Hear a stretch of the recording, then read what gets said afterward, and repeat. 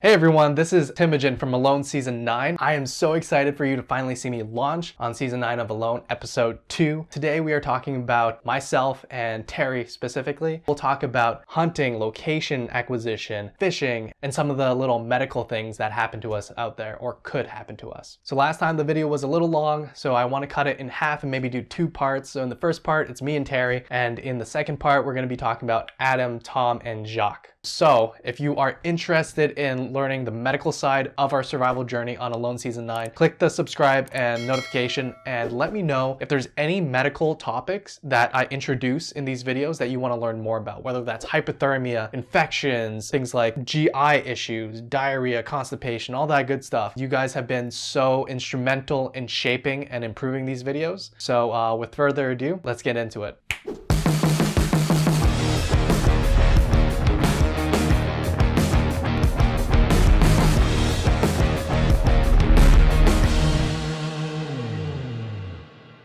So today we're talking about Alone Season 9 Episode 2. I am introduced for the first time on this season, so I'm really excited. And more so, I want to talk about everything that's happened in those first 2 weeks because there's a lot that isn't shown. And it's really interesting because every story, whether that's in an episode or across the season, follows a certain storyline. So if, let's say, we hunt or trap or do something that doesn't really fit with that episode storyline, sometimes it gets left out. So today, when I talk about some of the things that I went through and a lot of the medical and survival strategies and observations that I noticed in myself on screen and throughout the other contestants, it's going to be really cool to talk about some of that side stuff. And if you want to take a quick glance at what we're talking about today, I timestamped everything. So you can go by participant and the little topic details and click right to that segment. So let's start with the drop itself. So you see that it's pretty wet at the get-go. I didn't have a whole lot of time before it started raining. It actually started raining while I was being launched and I didn't have much sunlight. So like most of the people, I scouted very briefly just to find that shelter location overnight. And honestly, ridgepole with a paracord, super really fast. And the way I like setting it up is all quick release knots. It's just a quick habit that I developed while I was in the military because all our hooches or locations that we were in, we needed to take that down really fast. So I think there's a little bit of a showing of me putting a stick between a knot. So what happens is you just pull on that stick and tug on the knot and everything comes loose and you can quickly pack and unpack. I really didn't want to stay in that location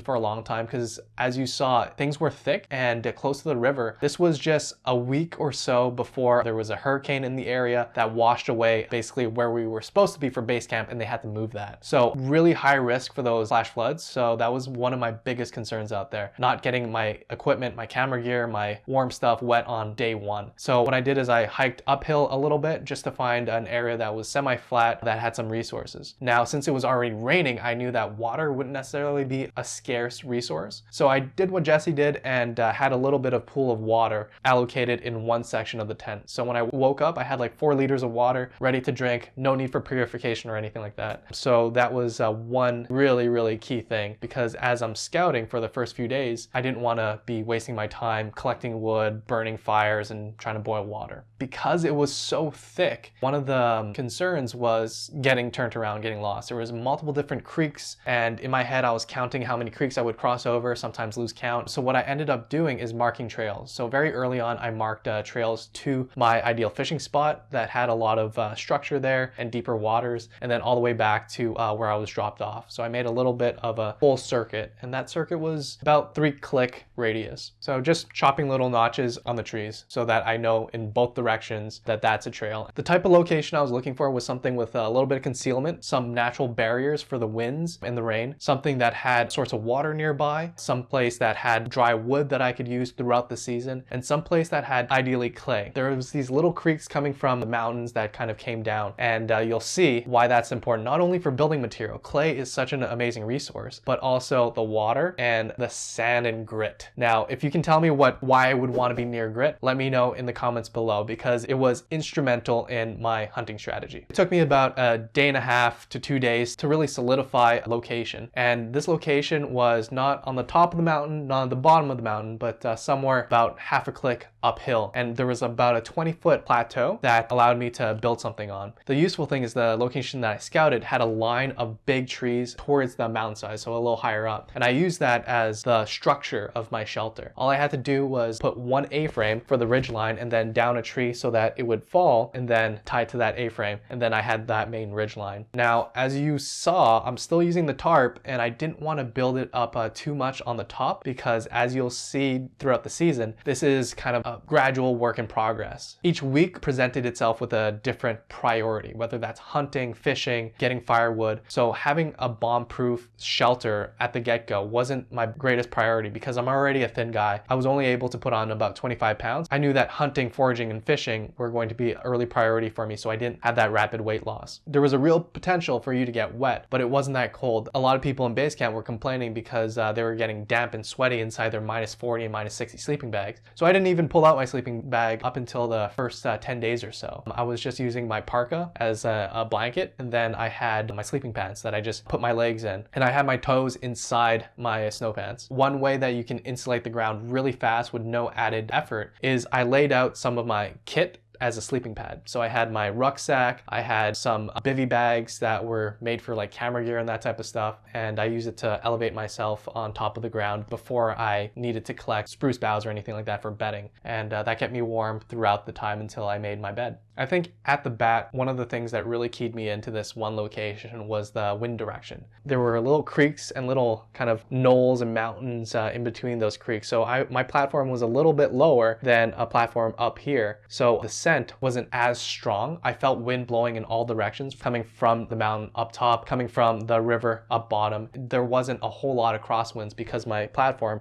was lower than some of the other places. So what I was noticing is there was a lot of animals around me, and they didn't really care that I was there, and they weren't being scared off. And it wasn't directly on a bear trail, which was on the other platform up here. In regards to resources and building materials, I had clay, I had birch bark, which I found, and a lot of moss. We see Adam's shelter, and we'll talk about it in a little bit, but moss is a good insulator. It's really fluffy, has aerations, and it sponges up with water. Now, that may not be ideal if you're lying right next to it or lying on top of it, but as a wall, especially in the winter when it freezes, it becomes a really nice building material. Now, the one strategy that I used, because I only brought a carpenter's axe, about a 2.2 pound head and a 20-inch handle because I'm a little shorter, but I didn't want to be doing a lot of work hacking trees down or anything like that. So I purposely had a lot of resources uphill where all I needed to do was maybe knock the tree a few times and then push it downhill towards my shelter. And you'll see a lot of different mechanical advantage tips that I use out there to make sure that I'm not wasting too much energy chopping with my axe or missing that saw too much. And then for the moss, instead of doing wood, moss,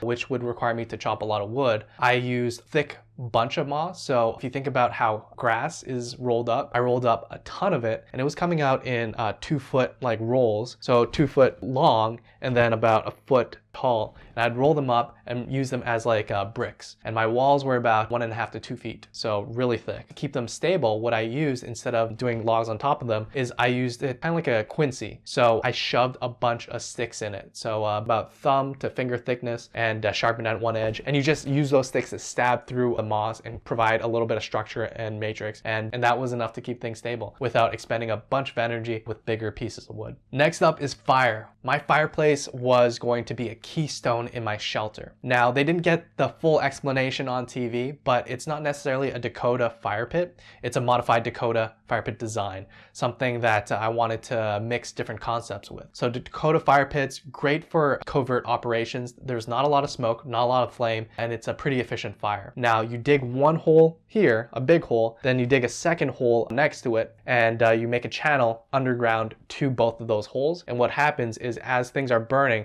imagine it sucking all the oxygen from that smaller hole, and that just fuels it. And you can put your pot right on top of there, and great efficient fire for cooking. But for heating, one modification that you need is you need to dig one lip. So think about a cylinder, and you need to kind of take away one portion of that. And in this portion, let's say the shelter is over here, the fire pit's over here, and the cylinder is up like this. So you take that lip off and you kind of dig a little platform, kind of like a stepwise thing. And what happens is that clay, that sand, that earth, you can line it with rocks as well. And it reflects heat not horizontally like this, like traditional fires that are made on the ground. It reflects things at almost at a 45-degree angle upwards. So that's really nice because the ground that you're standing on is warm, especially if you insulate it with a little bit of wood and tree boughs. And for safety, since it's dug in the ground, it is incredibly safe fireplace. If there's any kind of concerns with fire, you kick down the chimney or you kick down the side walls and all that earth just falls on it, which would be perfect for accidental fires. So that was the whole kind of concept. Do a modified Dakota with that concept of sleeping high and firing low. So I'm excited to see how this show progresses and what they show for my shelter, because it is one of the things that I'm really proud about on my experience out there. And some minor details that you might appreciate is number one, my fire striker. So this is the same ferro rod that I brought out there. Not even that used. Instead of having a metal striker, mine was made out of ceramic for two reasons. Number one, ceramic's great for striking and catching flames, but it's just one of those little scrapers that is harder than metal. So you can use it as a sharpening surface as well. So I have my Leatherman here. The cool thing about Surges is it has a diamond file and a metal file over here. Now that's great, especially for taking off big pieces and then honing it down. But that ceramic striker was an additional sharpening tool that I could use for these finer tools. I also had a leather belt that I used for stropping and had a little bit of compound. And since the 10 item videos are out, I can start talking about the details of my equipment, the modifications, and some of the gear that's outside the 10 items that I found incredibly useful. And lastly, you'll notice that I was wearing orange gloves when working with the clay. These were rubberized gloves. I was going back and forth between my leather ones and my rubber ones, but because it was so wet, I made that call, that switch my working gloves to the rubber ones, and I do not regret it. They were a little bit insulated, had a liner in there, and it allowed me to work with clay without ruining my leather gloves and getting them super wet and not damaging my hands, getting them really cold and soaked. So really happy I did that for that cold and wet environment. All right, next we have my boy Terry. So Terry looks like he's having a little bit of difficulty with fire. It is an incredibly wet environment, and if you are taking any kind of tinder right off a tree, unless it's birch bark, it is pretty difficult to start a fire. His first reaction was to grab some tinder and prepare it for that first fire. Unfortunately, it was out. Whether it was out in the rain or just had the condensation from the morning, it was no longer a viable tinder source. So what can you do for that type of tinder? What I did is typically I would find something that's dead freestanding. So think about something about this thick, maybe a little thicker,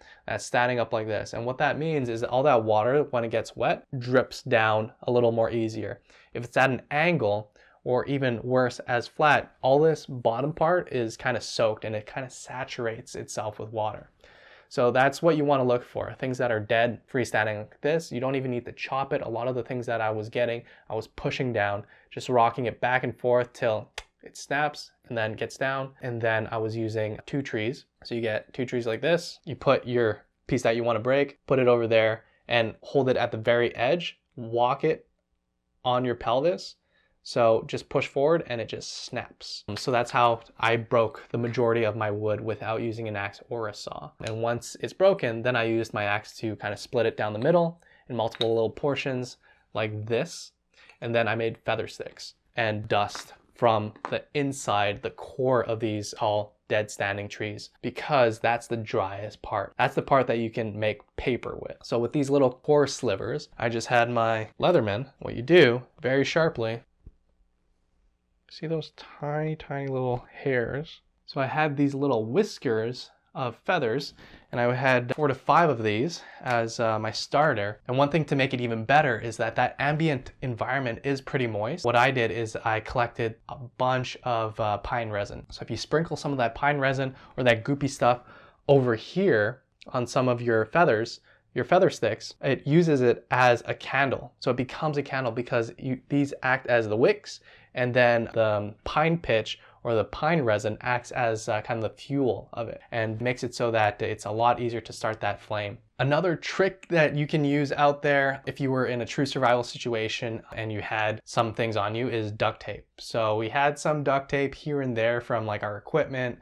and whatnot. So if I was in a true bind, not on alone, just like on my own, what you can do is you can tear those duct tapes into strips, and on the non-sticky side, you can use your ferro rod to strike a spark there and it will actually catch flame and be as good as some feather sticks with a little bit of fuel there. It's that petroleum base inside of those tapes that makes it flammable. Another thing that I love bringing with me in a first aid kit is Vaseline, because number one, you can use it as a fuel. A little bit of cotton gauze with Vaseline, great fire starter. Number two, you can use it for wounds. So once the wound's cleaned out, for wound healing, to keep that wound a little bit damp and create the best environment for rapid healing, you can just put a little Vaseline. If it's not infected, you don't necessarily need to put topical antibiotics on it. Number three, for equipment maintenance, anything like stoves or anything that has a movement in it, like a bearing, you can use a little bit of Vaseline to keep everything lubricated and working really well. And when we were out there, one of the things that happened is we had one good day before launch. I was lying out sun tanning and I actually got sunburnt on my lips and it was so irritating. I wish I had some Vaseline or chapstick, but what I ended up using is pine pitch. So the clear and sticky stuff, I just put on my lips and that just acts as a barrier. Not necessarily a moisturizer, but a barrier so your skin can heal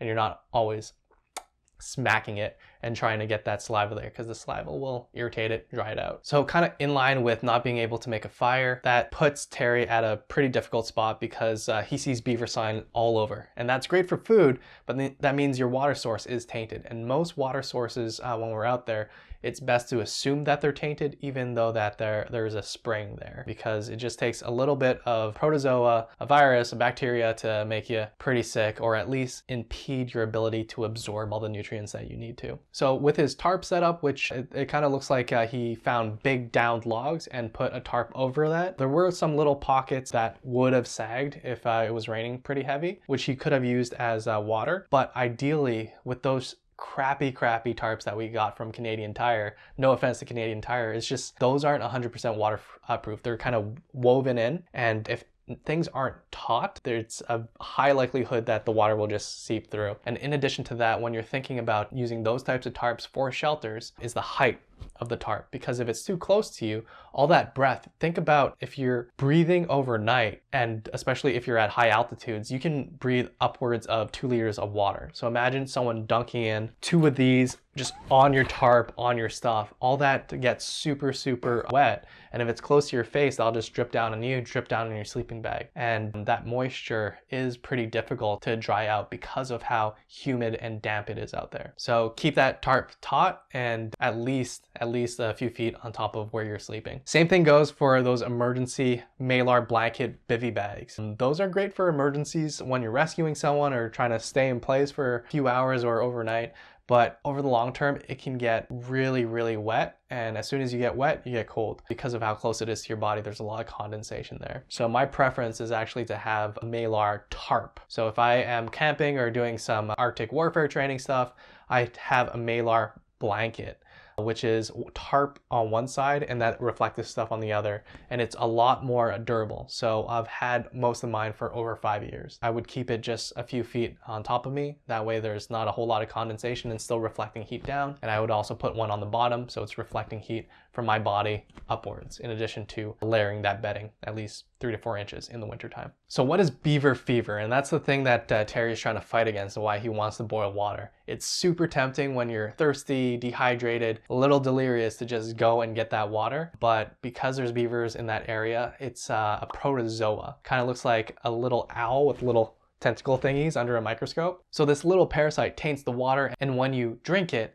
it hooks onto your digestive tract and causes pretty bad stomach cramps. And also what you would hear is very loud bowel sounds. So your stomach gurgling all the time. Eventually it leads to diarrhea. What we see, especially for people trying to survive long term, is fat intolerance. So you just have diarrhea immediately after any kind of fat intake as well. And even though you symptomatically feel a little bit better, your stomach feels better, you're not having as much diarrhea, if you're still infected with that protozoa, that influences the absorption of nutrients. So absorption of fats and proteins and all that, that's all suboptimal with chronic infected Giardia. Ideally, you would want to boil everything. If not, have a filter or chemically purify it. Another telltale sign is worse smelling poop. So poop smells, but Giardia poop has a pretty bad floaty grossness to it. So floaty poops, because all that fat is kind of sucked out and fat floats. And number two, it's really, really malodorous. Next, we see Terry fishing. He goes from an upstream approach. So when he's approaching the fish, you're kind of going head to head because the water's flowing this way, Terry's walking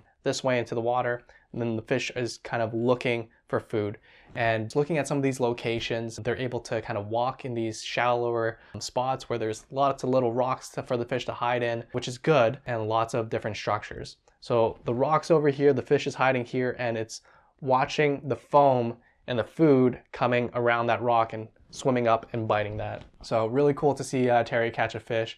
Is using a streamer technique, so trying to mimic little minnows, and is dropping it right in front of that fish, and that little minnow goes there, and as it streams up and is pulling up, the fish strikes. Now, since we're only able to fly fish this season, it is incredibly important to observe. So people have been using streamers trying to mimic minnows, but some people used flies that kind of mimic bugs as well. So it's important to see what's in the water, what's in the foam, and look under rocks, see what kind of bugs are there. Because sometimes small little nymphs work great. And other times you might want to throw something a little bigger, like a mouse looking thing. And you can kind of hint to see what kind of bait to use by the fish bites that you see on the water. So if you see a fish coming up and bite and then there's bubbles, they're typically feeding on things on the surface. So maybe bugs would be a better presentation for them. Now, if you see more of like a wavy kind of movement underwater and maybe just the dorsal fin flapping with no bubbles, they're looking for some subsurface type of food. So maybe it's a minnow, maybe it's something like that. So how are you liking these little tidbits of strategies, survival stuff, and medical stuff? I don't want to talk too long. One of our followers mentioned that these videos should be around 15 to 20 minutes. So do you want to keep watching on? Do you want these to be shorter videos? Let me know in the comments. Let me know what you want to learn, what you want more details on. And if you want specific information about the medical side of survival, you can check out my updated field guide, which is currently in the works, at www.learnsurvivalmedicine.com. And I'll be opening pre-registration for our online courses, which you can jump in for free and kind of get a feel for how we teach and how much people are learning. And throughout the summer, we'll be announcing when our live courses are open for pre-registration. You can pre-register right now to get your trauma kit. And if you just want to check out the field guide and workbook, that's cool too. You can always jump in on one of our open classes and see what it's like. Again, that's at www.learnsurvivalmedicine.com. All right, I hope you liked that part 1 of Alone Season 9 Episode 2 recap. If you want to learn more tips and tricks like this, check out the part 2 where we look at Adam, Tom, and Jacques. And again, thank you so much for watching all the way to the end. I really appreciate it, and I appreciate your guidance for making these videos better. So this is Dr. Tan signing out. I'll see you next time.